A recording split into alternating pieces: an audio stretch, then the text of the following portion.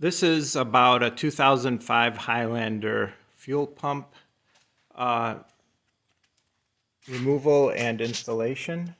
To this point, I just didn't want to sit there and show you guys how to tear up all the seats and everything, but the fuel pump is located right underneath the seats, and then this cover, when you remove it, you can see the seat belt, center seat belt is right here. There's this plate, and you just basically pry up. There's a gum-like material.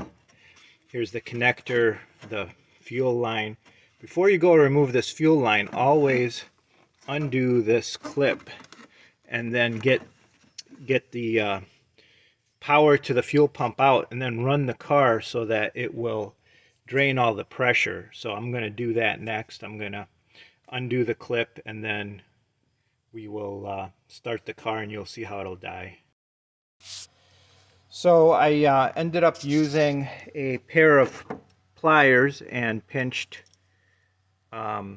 this little clip on here to be able to pull it off. And now I'm going to start the car via remote start, and then you'll hear the car start and then die. And then that will be the car running out of fuel, of course. So now it's running without the fuel pump pumping, and then pressure is going to die down, and now you don't have to deal with pressure in the fuel system. So it's completely died down now. It'll start again, and there's no fuel pressure whatsoever. So now we can go ahead and proceed with taking off the fuel line, but again, use a rag over it just in case. So before you remove the fuel line, you'll need to remove this clip via a screwdriver.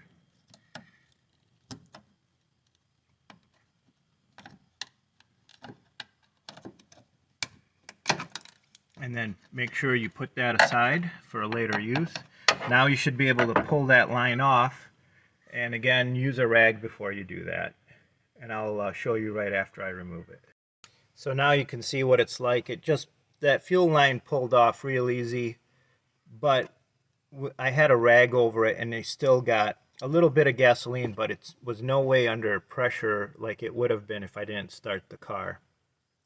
So next I'm going to spray all this with carb cleaner and shop air, so I don't want any dirt to get into my fuel tank.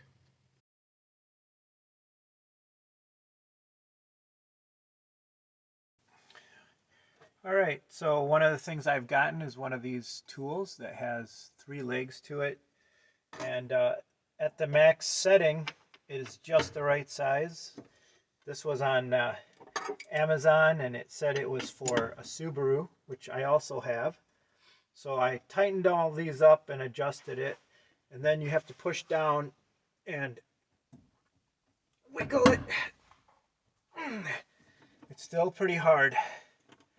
Let's try and get a better angle at that. There we go. Push down. Didn't go very well. Let's try again. The leg kind of twisted on me there.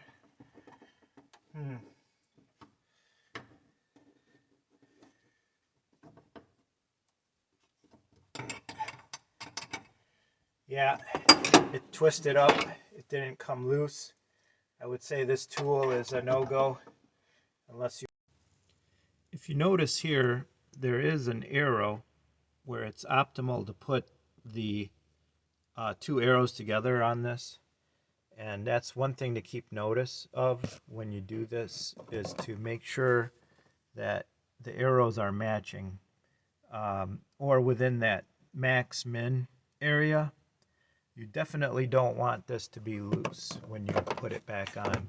Another thing to notice is, you see here, there's these little tabs that get stuck everywhere as you rotate it. That's for a purpose. In case this ring comes loose, won't rotate off, and then you have fuel spillage everywhere and issues. So make sure you understand that you have to take these tabs back every time to make this happen.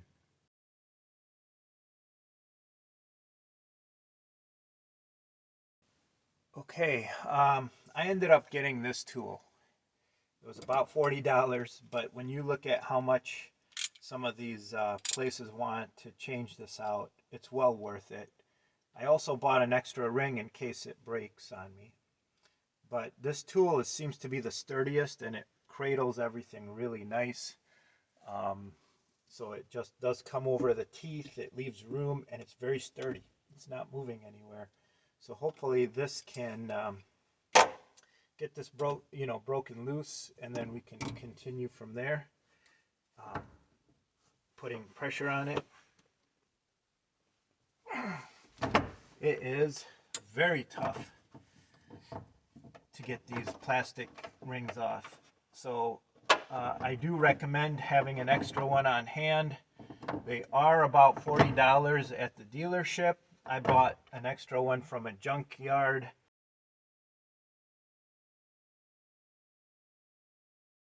It was moving together, so it was spinning the pump as I was rotating it. So I took a chisel and I carefully cut the ends off. I did buy another piece so I could see that most of it was thread from here, and there's really no O-ring in here. It just goes down on this other plastic ring that you can see over here. So I ended up chiseling 180 degrees apart, pulling it apart so the thread got relieved, and then reused the tool, got it going, and then I was able to take it out by hand. I do have another piece. This was like 20 bucks on eBay. They're off of a junk car. Of course, those guys can take it off easy when they have the tank off, and they can get right up on top of it. But I've noticed you get a lot of issues with, see this little tab here, it just doesn't hold very well. And then the pump turns together so that this whole ring and everything just turn together all the time. So my recommendation is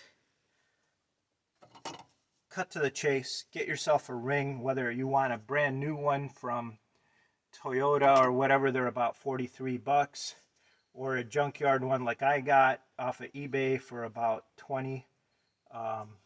And then just save yourself a lot of trouble and go ahead and chisel 180 degrees apart.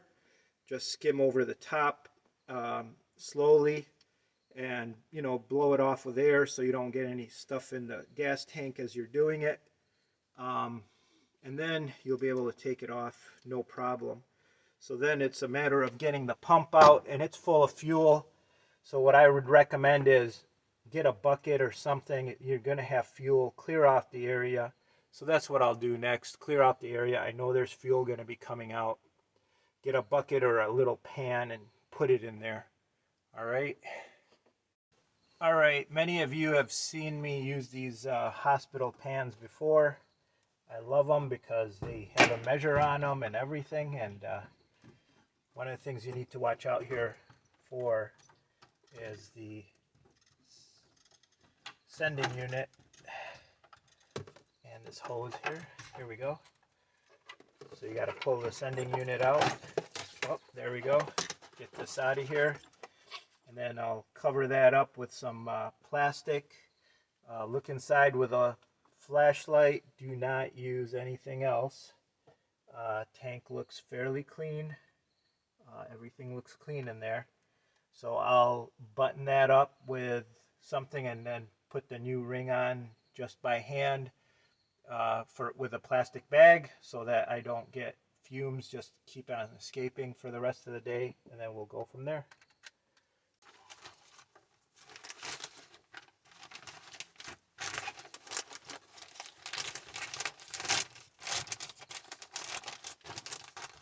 Use the old ring for now because it has no real big pressure on it.